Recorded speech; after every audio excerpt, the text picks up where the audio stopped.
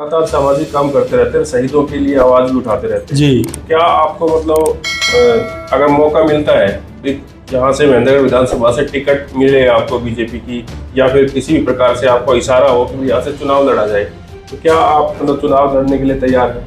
लड़ेंगे तो अपने क्षेत्र के बलबूते पे, जनता के बलबूते पे, अपने गांव के, अपने जो हमारी युवा टीम है उसके बलबूते पे चुनाव लड़ेंगे। हमें पार्टियों से कोई उम्मीद नहीं है, नहीं हम किसी पार्टी के दरवाजे पे कभी अपना परफॉर्मा, अपना बायोडाटा लिख के गए हैं और न आगे के लिए बता दूं कभी जाएंगे।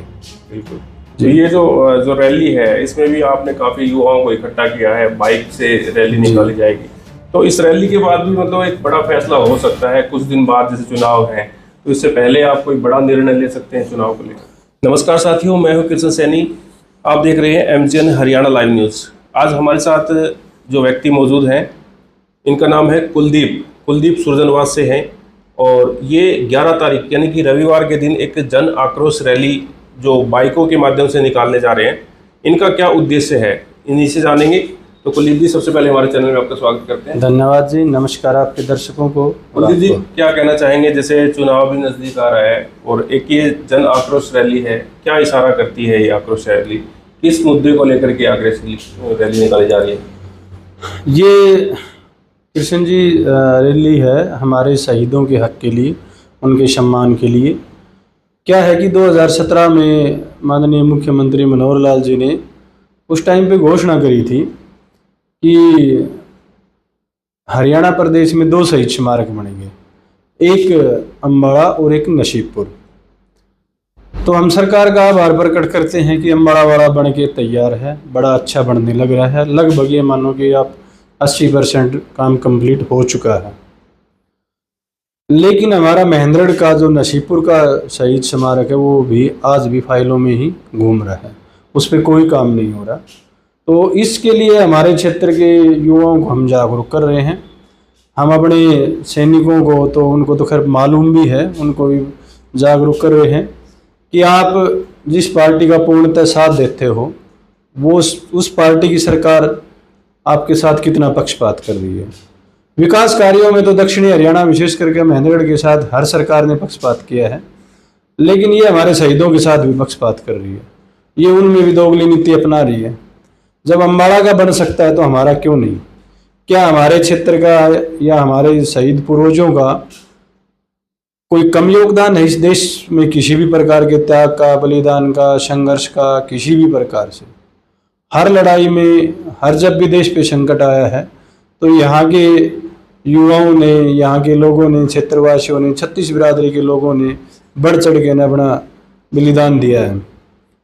चाहे वो 1857 की क्रांति हो या उससे पहले मुगलों के समय से हो, या भाई प्रथम विश्व युद्ध, द्वितीय विश्व युद्ध, आज़ाद हिंद फौज, कोई भी लड़ाई हो, यहाँ शायद कोई ही घर बचा होगा जिसके लोग यहाँ से कोई न कोई शहीद ना हुआ या वो सेना में शामिल ना हुआ हो। फिर भी सरकार अनदेखी कर रही है, ये बर्दाश्त से बाहर है। इसके लिए ये जन आक्रोश बाइक रैली निकाल के और हम सरकार से अपना शहीदों का हक मांग रहे हैं। तो जैसे अगर नसीबपुर की बात करें तो जैसे बलिदान देने में यहाँ के लोगों ने ज़्यादा बलिदान दिया था और वहाँ मतलब कम लोगों ने जी, तो कहीं ना कहीं इस चीज़ को पहले सरकार को देखना चाहिए था। बिल्कुल सरकार को पहले देखना चाहिए था। मैं एक आप देखेंगे तो नसीबपुर जो हमारा शहीद स्मारक है उसको भी बनाने में सरकार का कोई योगदान नहीं है। वो भी यहाँ जो क्षेत्र के लोग थे, सामाजिक संगठन थे, ग्राम पंचायत नसीबपुर थी, उनके योगदान से वो बना है। जबकि वहीं पर बगल में समाधि है, उनकी जो कब्र है, उनकी जो 2 अंग्रेज अफसर शहीद हुए थे, उनकी देख रेख रख रखाव भारत सरकार करती है। हमारे शहीदों का, हमारे क्षेत्र के लोगों का, ये उनके वंशजों को जो भी शहीद हुए हैं, हमारे 36 बिरादरी के लोग थे, उनके जो या वंशज जो 36 बिरादरी के लोग हैं, सामाजिक संगठन हैं, जो भी हैं, वो कर रहे हैं। तो ऐसा पक्षपात, ऐसी दोगली नीति क्यों? बिल्कुल। तो अभी जैसे जन आक्रोश रैली आपकी 11 तारीख की रविवार की है, तो उस दिन मतलब बताया जा रहा है कि बड़ा कलाकार भी आएगा, वहाँ पे काफ़ी लोगों से भी हमने वहाँ एक अपने हरियाणवी रैपर है जो लोक गायक है केडी, उसको बुलाया है, वो राइटर भी है। तो हमने उनको कुछ अपनी मुहैया कराया है हमारे लोकल शहीदों की जीवनी, यहाँ के उनके संघर्ष के बारे में उनको। तो वो उसके ऊपर कुछ लोकल हमारे शहीदों के ऊपर प्रस्तुति देगा अपनी, उनकी हम शहीद सम्मान वंदना में वो अपनी प्रस्तुति देगा। और वैसे भी नसीबपुर से साथ चल के वो हमारे साथ साथ इस यात्रा में शामिल रहेंगे। और हुड्डा पार्क के अंदर प्रोग्राम समापन है, यहाँ 1 घंटे का हमारे शहीदों के ऊपर उनकी प्रस्तुति रहेगी। बिल्कुल। कुलदीप जी, जैसे बाहर आपने एक होल्डिंग लगा रखा है और उस पर राव इंद्रजीत की फोटो आपने दर्शा रखी है जी। और दक्षिणी हरियाणा का बड़ा नेता जाना जाता है राव इंद्रजीत सिंह जी, और उनके आप करीबी रहे हैं लगातार। तो ये शहीद स्मारक क्या उनकी नॉलेज में नहीं डलवाया कि भाई इस तरह से इस चीज़ को पूरा करवाया जाए, सरकार पे दबाव बनाया जाए? देखो, उस टाइम तत्कालीन जो मुख्यमंत्री थे मनोहर लाल जी या उनकी सरकार थी, उन्होंने केवल एक अम्बाड़ा में बनाने जा रहे थे। वो एक उन्होंने कहा कि अम्बाड़ा में एक शहीद स्मारक बनेगा जो क्रांति का, हरियाणा का क्रांति का बिंदु रहा। ये बात जब क्षेत्र के लोगों को पता चली तो उन्होंने राव साहब को कहा, तो राव इंद्रजीत सिंह जी ने फिर उस टाइम पे मुख्यमंत्री जी से बात करी और उन्होंने कहा कि बड़ा जो केंद्र बिंदु रहा है, मेरठ की बात करें अगर, यदि मेरठ के बाद में या मेरठ के बराबर का अगर जो क्रांति का कोई केंद्र बिंदु रहा है भारत में, पूरे भारत में, तो दूसरा नसीबपुर ही है। इतनी बड़ी बलिदानी एक दिन यहाँ के लोगों ने ही दी है।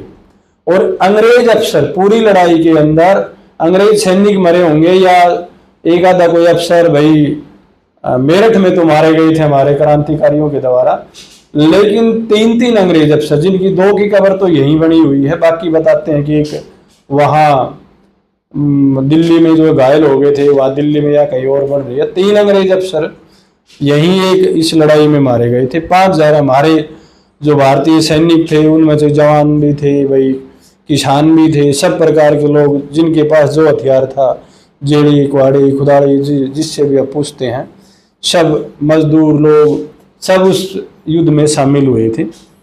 उसके बावजूद हमारा नहीं, तो ये राव इंद्रजीत सिंह ने उनके सामने बात रख के ना, एक मजबूत पैरवी के कारण दोनों की घोषणा हुई थी, लेकिन इसके बावजूद वो घोषणा ही रह गई और वो फाइलों में हमारा स्मारक घूम रहा है। अभी सरकार पीडब्ल्यूडी के कुछ लोगों से मेरी बातचीत हुई थी, उन्होंने बताया कि जी कंसल्टेंसी एजेंसी हम हायर कर रहे हैं, उसके लिए टेंडर निकाल रखा है।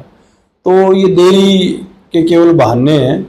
जब इतना बड़ा बन चुका है 22 एकड़ के अंदर 500 करोड़ की लागत से, हमारा तो इन्होंने 5 एकड़ में तो वैसे बना रहे, 5.25 एकड़ में 42 कनाल के आसपास, उसके बावजूद 39 करोड़ का है, उसमें भी फाइलों में घुमा रहे हैं।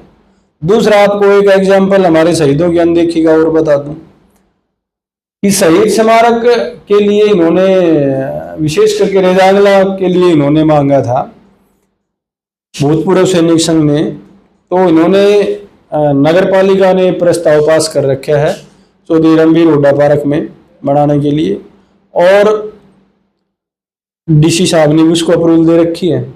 उसके बावजूद वो जगह चिन्हित करके नहीं दी है, वो बस वहीं पड़ा है पेंडिंग।